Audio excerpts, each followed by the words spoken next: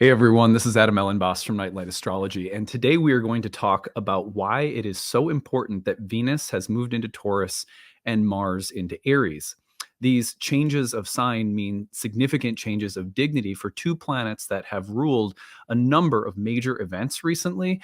And so we're going to talk about that today and what we might expect to see rolling forward this month now that Venus and Mars are in significantly better shape. So that is our agenda for today. Before we get into it, don't forget to like and subscribe. Share your comments and reflections if you notice anything along the lines of what we're talking about today showing up in your own life. We'd love to hear those stories. Use the hashtag grabbed or email us your story, grabbed@nightlightastrology.com. Just don't share anything that you don't mind us, that you don't want us to use in a storytelling episode. You can find transcripts of any of these daily talks on the website, nightlightastrology.com. And I want to take you over there for today's promotion because we are about ready for enrollment season in our upcoming classes. So if you head on over to nightlightastrology.com, here it is, the website.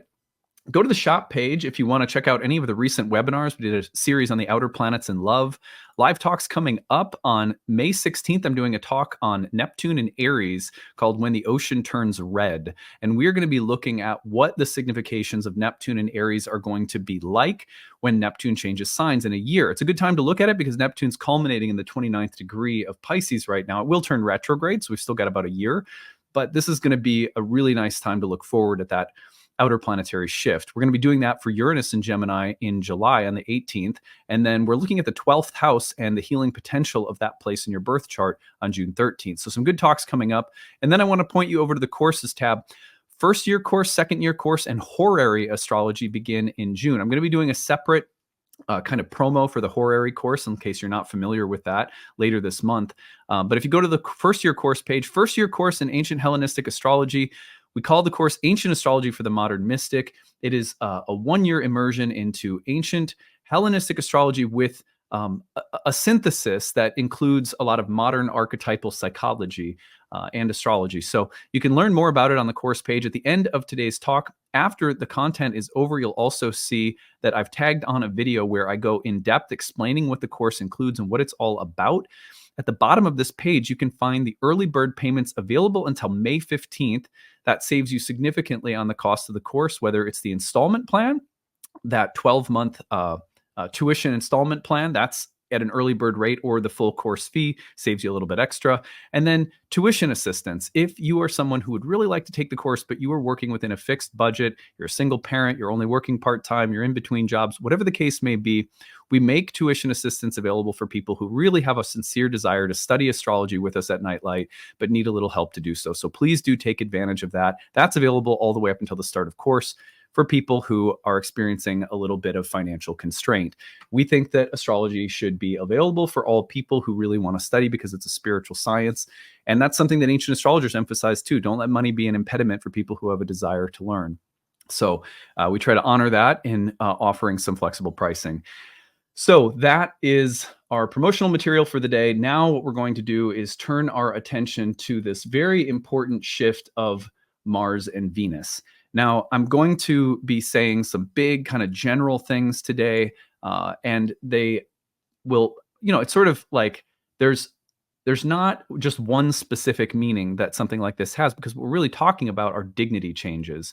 So here's what I want to emphasize. If we back this up just a little bit, and if I can find my Epic pen, we're going to see my Epic pen has been having like attitude problems lately. All right, let's see. So here is, oh, not today. Here's Mars having just entered Aries. That's between yesterday. If we go back, you see 2956 yesterday morning, April 30th, into May 1st. Today, Mars has changed signs. If we back this up just a touch more, Monday, April 29th, Venus entered Taurus. So between Monday of this week, April 29th, and Wednesday of this week, May 1st, we have both Venus and Mars moving out of signs in which they either have no major dignity or are debilitated, in the case of Venus and Aries, to being in their own domiciles. That's a very significant change. For Venus and Mars alone, anytime they change dignities and their dignity improves, you're going to see them able to deliver their significations in ways that are just smoother and easier.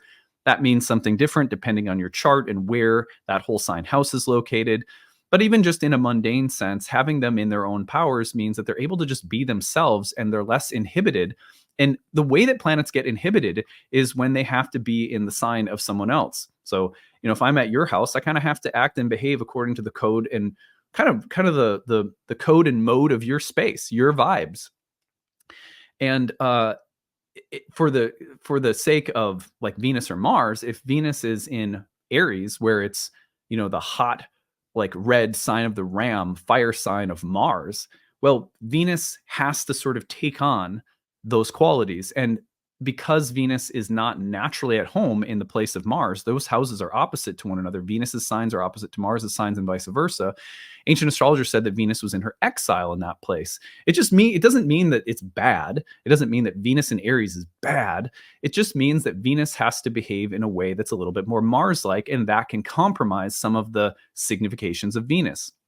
Venus becomes a little bit more tempestuous or aggressive, or Venus is dealing with having to start things and initiate things, and use of will or force or aggression or competition are more natural for Venus in Aries, but Venus is naturally more cooperative and harmonious, so a tension gets created.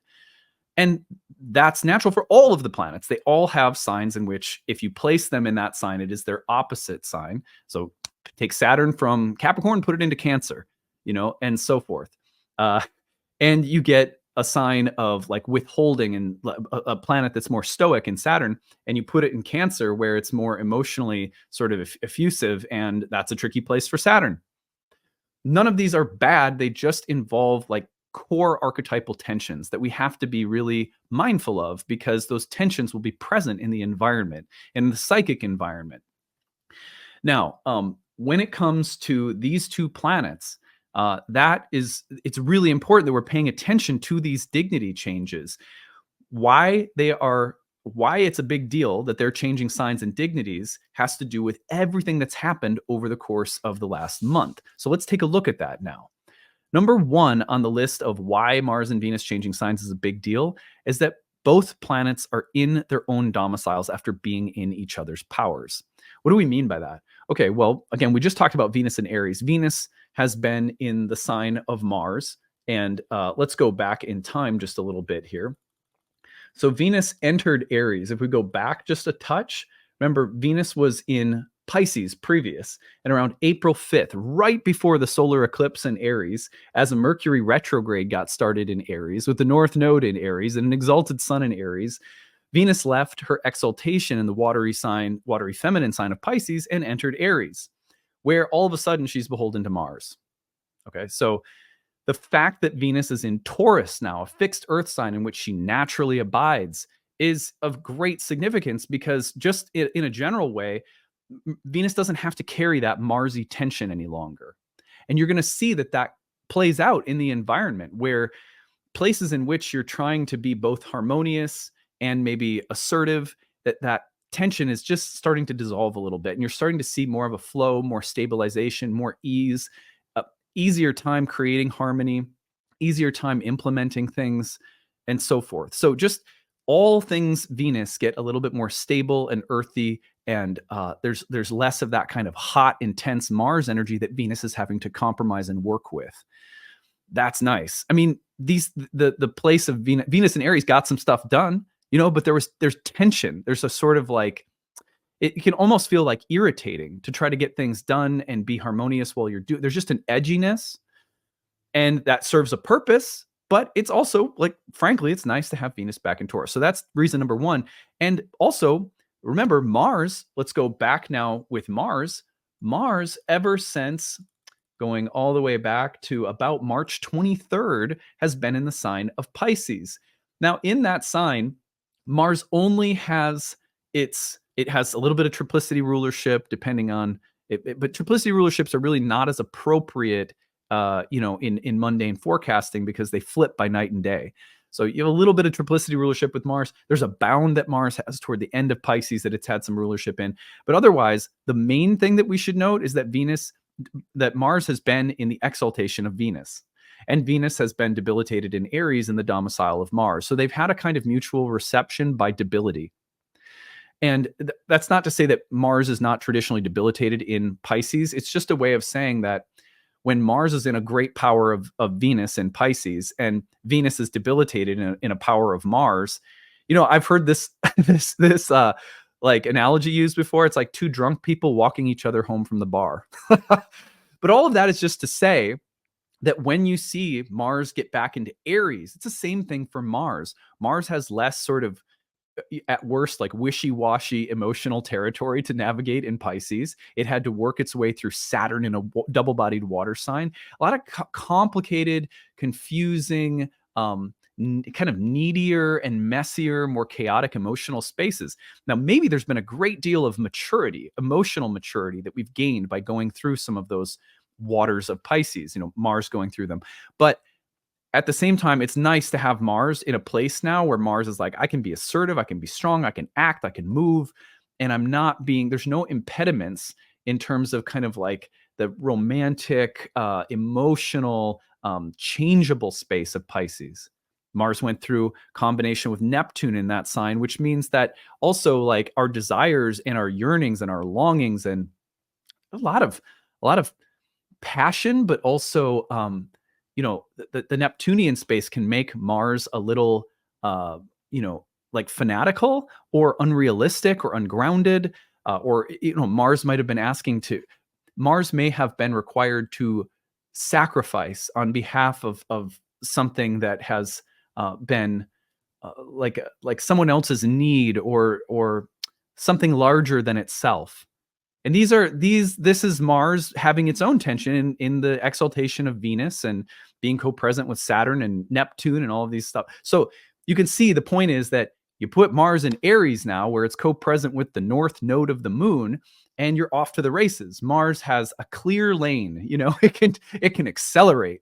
So it's nice that both planets are back in their own powers, just broadly speaking. Now, number two, let's get a little bit more specific. Mars also ruled that solar eclipse. The solar eclipse was in Aries, the domicile of Mars. Mercury's recent retrograde from evening star to morning star was in the power of Mars. And the full moon during eclipse season that came after the solar eclipse in Aries was in Scorpio, also the power of Mars. A watery full moon while Mars was in the watery place of Pisces, moving into a conjunction with Neptune, a Mercury retrograde while Mars was moving into a conjunction with Saturn in Pisces, and a solar eclipse in Aries with the North Node, but Mars was moving through a conjunction with Saturn in Pisces. You've had this feeling of like wanting to really accelerate. There's revolutionary energy. Don't forget Jupiter Uranus is in the background of all this. There is a desire to move in a new direction, and it's been slow or impeded or emotional or needy, or there's been conflicts and compromises and sacrifices that have been made, and all of this creates an aura of like more chaos than Mars enjoys. Mars in Aries, Mercury retrograde in Aries, solar eclipse in Aries, North Node in Aries is like, I want to start something new. I want to go in this new direction. It's a trailblazing, pioneering, inceptional energy that says 1, 2, 3, go. And that has not been available up until now. Now we're starting to see, Mars has the power to really enact that forward movement. That's a big deal. And not only that, but the recent emotional catharsis, the emotional needs and complications, and the bubbling and boiling over of deep, complicated emotional themes, that is also starting to resolve itself as Mars's dignity picks up, gets out of a water sign, as it also ruled a very watery full moon in Scorpio, right? So we're starting to see we can start to let go of some of the heavier and weightier themes and emotions and complications and sacrifices and compromises. And now it's just sort of clear sailing, you might say, comparatively. Now, the next thing to note is that Venus, being in her own domicile in Taurus, is also helping things out tremendously, because the Jupiter-Uranus conjunction happened while Venus was in Aries. That theme of revolution with Venus and Mars's power, and then Mars all wrapped up in Venus's exaltation and the Saturn and Neptune and Pisces, it's made it difficult for the activities of Jupiter-Uranus, the sort of openings and the expansion, the excitement of that combination, which is the key word everyone is using, right, is revolution, expansion, revolution, sudden breakthroughs. And sometimes it's just the seeds of those things being planted. And it takes a longer time for those seeds to start really flourishing. I mean, truly, sometimes it's a year. We did that exercise going back in time with Jupiter, Uranus. And we saw like, no, it can take a while for the seeds of the revolution, especially in the conjunctions of Jupiter and Uranus, to really, come to fruit. But the point is that up until now, the ruler of that Jupiter-Uranus conjunction has been sort of compromised in a place where there's been more conflict and agitation. Now Venus is in the same sign as Jupiter-Uranus. There's going to be a new moon cycle and so on and so forth happening in Taurus. Venus is protected under the beams of the sun by virtue of being in her own chariot, meaning being in her own sign while combustion is taking place close proximity to the sun. All of that points to the Jupiter-Uranus conjunction having more support behind it to express itself now, as opposed to when it initially happened, and there was a much more tangled web with Venus and Mars having so much power over all these events and being a little bit compromised. So we might start to see the Jupiter-Uranus dynamic picking up, gaining momentum in terms of what it really wants to express. Now, that doesn't happen all at once. That's why I'm saying these are kind of like broad themes to consider, but let's go on.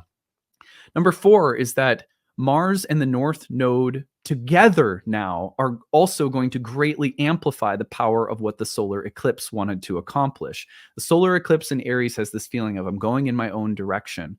The South Node in Libra, I have to leave behind certain relationships or certain diplomatic or harmonious maneuvers that I've made in the past, compromises, and Libra South Node is about saying, okay, I've tried to keep the peace and maintain certain kinds of relationships, but they're ready to go. They're ready to be released. And as they're released, I also have this surging dynamic of individuality and moving in a strong, personally intended direction. Like, I'm going to do this. And even if I have to walk alone or go apart, new direction. So that strong intention forming as Mars and the North Node now come together is also fueling the eclipse. So just like Jupiter and Uranus are now gaining support in their expression from Venus being in Taurus, we also have the solar eclipse and the Mercury retrograde in Aries gaining power for what it has wanted to express because Mars is now in that sign. And you're going to see that taking off over the entire month of May as Mars works its way through Aries. And we'll be doing a talk when Mars gets to the North Node in Aries for the same reason. We're going to be reiterating, oh, look, Mars is coming through the eclipse space. Isn't that wonderful? Mars is going to go through its conjunction with Chiron. That was configured to everything. So this Mars North Node co-presence now in Aries greatly empowers the ability of the eclipse to do what it wanted to do. So I hope you're all able to follow that. Finally, Venus, Jupiter, Uranus, new moon cycle also empowers Jupiter and Uranus's revolution. So on May 7th, coming up here, we'll be looking at this. I'm thinking it's early next week. We will be looking at this. This is more of the same for Venus. Venus being in Taurus and now a new exalted moon cycle in Taurus with Jupiter and Uranus still just separating in Taurus. Venus protected from combustion in her own chariot. It's this month that we start to see the more powerful, like easy and expansive expression of all of last month's major cycles and dynamics. Sometimes there's like these themes of new cycles beginning, and initially they're just surrounded by like chaos and work that has to be done. It's sort of like the space has to be cleared for the seeds to start growing and expressing themselves. And that's what we've been through. So these dignity changes are not nothing. They're a pretty significant, they are pretty significant events that we ought to be paying attention to for all of these reasons. So this new moon cycle coming up, Venus as the ruler, an exalted moon, the Jupiter-Uranus conjunction still parting ways. Jupiter's also being reborn through a Cazimi, and then it's going to change signs and so forth. So we have some really like, it's just, gosh, it feels like the way I would like to put it is that, like sometimes it's almost like these astrological events happen and we place so much hope on them because on the surface they look really good, but we forget to pay attention to all that's surrounding it immediately. And sometimes if you look to the next moon cycle or 2 moon cycles out, you're going to see that actually the initial space of these exciting events unfolding is rather chaotic. a cycle or two forward and you start to see the space clearing. And then we can start to really notice the promise of some of these cool events, like an Aries eclipse and a Jupiter-Uranus conjunction. Otherwise, if you don't pay attention to things like that, you'll always feel like the events underwhelm or are more stressful than you thought they would be. And that's frequently because we don't study the context enough, So anyway, I hope this has been useful, hopeful, exciting. Stick around after I sign off because I'm going to tell you more about the year one program that starts on June 16th. We do have need-based tuition available if you're someone who really wants to come and study astrology, build some community and friendships, maybe develop a professional practice, but you need help to make it happen. We try to make sure that no one's priced out. We also have early bird sale and early bird rates on our tuition plans available, so you can check all of that out. When you apply for need-based on the website, by the way, it automates now so that when you tell us what you can afford within a range and it'll set you up with the appropriate plan. It's pretty cool. We did a lot of work to improve that process this year. So anyhow, that's it for today. I hope you guys are enjoying your week so far, and we will see you again tomorrow. Bye.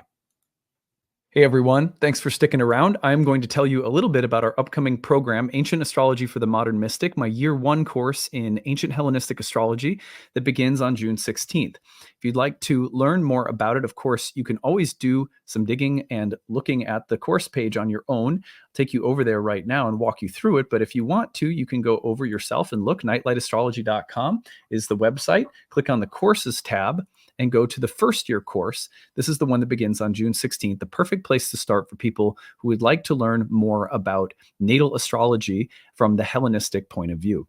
So this is a one-year course in Hellenistic astrology, which is the oldest form of astrology, and it is the form from which all subsequent forms of astrology come from. It shares a lot in its roots with ancient Indian astrology. I'm going to tell you a little bit more about what characterizes Hellenistic astrology, but just to familiarize you with this page, when you go to the first year course page and scroll down, you can learn more about everything that's included in the course. Some of the main features include 30 classes on the year. These classes are spread out through units of curriculum. And in between the major units of curriculum, we have breakout study sessions led by our tutoring staff. We also have an interactive group forum discussion that is staffed with tutors year round. You always get your questions answered within 24 hours. So there's a lot of support built into the program as we work our way through the curriculum. We also have recommended reading, listening, optional quizzes, flashcards, bonus lectures, more than you could possibly read in a year, honestly. So we just have a large and long biography and sort of library of suggested bonus content that will fill in blanks and also supplement and deepen the material that we are studying.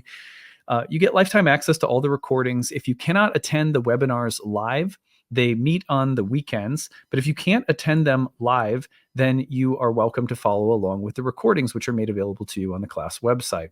So this class meets on Sundays from noon Central to 2 p.m. Central, or 1 Eastern to 3 p.m. Eastern time. And you might translate that, I guess, if you're on the West Coast, it would be 10 a.m. to noon Pacific time. During the program, in addition to working our way through all of the major curriculum, the major foundational elements of Hellenistic astrology, we place a strong emphasis on preparing ourselves to read charts for other people. Whether this is a hobby for you or something that you are endeavoring to practice professionally, the course is built for people who are really there for a lot of different reasons. This is your hobby. This is your passion. You hope to do this for really no one other than yourself, or maybe friends or family, or someone who really decides they want to start a practice. You can take this class at whatever level of interest or depth that you want because of the amount of material that we make available to you inside and outside of class. You always have access to the program too, so you can always take it at your own pace. You can attend live, follow along with the recordings, some combination of both. And then the breakout study sessions are really helpful in addition to our interactive group forum discussion. You can always ask us questions. You can email me anytime with questions. So we have a lot of support in place. Now, the curriculum, we move through the foundational elements of ancient astrology. You may look at the curriculum and say, well, I know something about these things already, but not really, not unless you've studied Hellenistic astrology, because the way that ancient astrologers talked about houses, signs, planets, aspects, essential dignities, chart delineation is radically different from what most people learn when they start studying modern astrology. The reason for that is that it's only been in the past couple of decades that we have finally had access to the vast majority of ancient texts on Hellenistic astrology. We were literally missing the bulk of our ancient tradition. So the kind of rebirth or reawakening of ancient astrology is really new, which makes this very exciting because everything you've learned in modern astrology is probably coming from the lens of what is called psychological astrology, which is a way of looking at the birth chart in terms of the planet signs, houses, and the way in which they may relate to your psychological makeup or profile. In this way, birth charts are a little bit like an elaborate Myers-Briggs. So you have the personality profiling, which is the way that most people look at planets, houses, and signs. You'll notice my Mars, my Venus, and they think of them as aspects or dimensions of your character and personality. And there's nothing wrong with that. In fact, we utilize much of the same language, and we certainly have that approach available to us in this program because ancient astrologers also looked at the chart in terms of psychological makeup.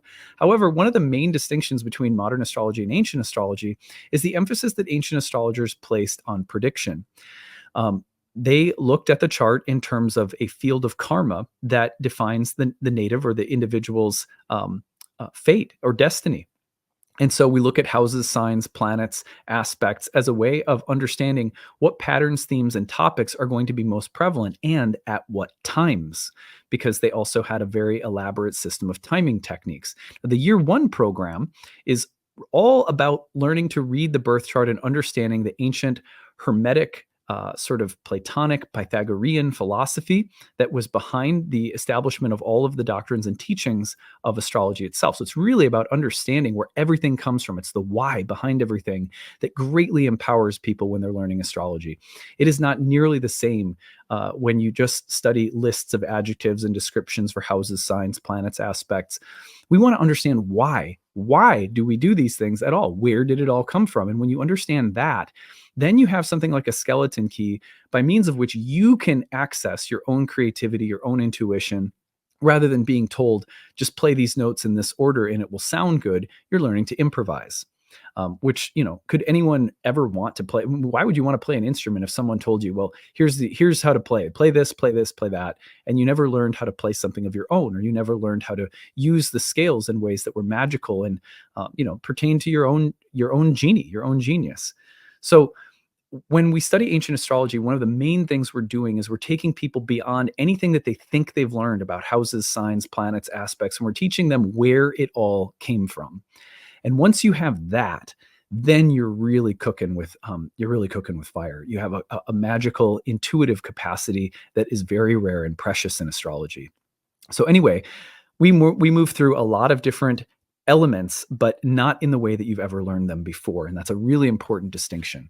So anyway, after all of that has been said, in each unit, we spend, maybe up to 10 hours on houses. And then we have a breakout study session, and then we have reading and bonus material. So when we talk about houses in this class, you are learning where the concept of a house ever came from in the first place, what it is, how it works, and how it's different from a sign. You're also going to unlearn and break a lot of bad habits, because not by any intentional ignorance, but modern astrology, being bereft of its ancient textual tradition, has been teaching a lot of things that are just not in line with where the actual theoretical foundations of astrology come from. So you're also going to break some bad habits, which is really good for people who maybe know a little bit about astrology already, but are seeking to clarify and understand theory in the context of the 2,000-year history of astrology. So anyway, this class is going to prepare you to read birth charts for other people. But then by the end, one of the great things about the program is that the way we do that is not just by pumping you full of theory and history and philosophy. We are also, in the last portion of the program, inviting live clients into the class. And that's great, because when we have live clients come in, you're going to see me read from them using the theory and techniques that we've been studying. And you're going to see how they can be applied artfully, as well as, giving you some tools and methods and techniques to use to set you up for success. Seeing live astrology practice while studying it is the best way to learn. So the last portion of the program, we turn toward that hands-on approach. Anyway, so that's a bit about the program. If you have any questions you want to ask, email us info@nightlightastrology.com. We're happy to answer any questions you have whatsoever. I also want to point people to the payment options at the bottom. Early bird payment saves you $500 off. That is a great way to save. The payment plan is breaking the tuition into 12 monthly installments. If that works better for you, no worries, you can do that. And then need-based tuition. We, for many years now, dating back to 2010 when I started teaching astrology, I've always had some kind of sliding scale option available for people when studying astrology. Sacred science like this should be accessible to people of all different socioeconomic backgrounds. So we pride ourselves on making sure that there is tuition assistance available so that if your budget doesn't match with the payment price that we ask for, and that's an honest assessment that we trust you to make, that you can take advantage of the tuition assistance and set your price within a sliding scale that we provide for your monthly tuition for 12 months through the program. So please feel free to apply for that if it makes sense to you. We don't want people hurting themselves or overextending themselves. A price that fits your budget is available through the need-based tuition. We just ask that you apply early because we do fill up sometimes. So anyway, that is it. I hope that you will consider studying with us, and thanks for taking time to learn more about the program. See you later.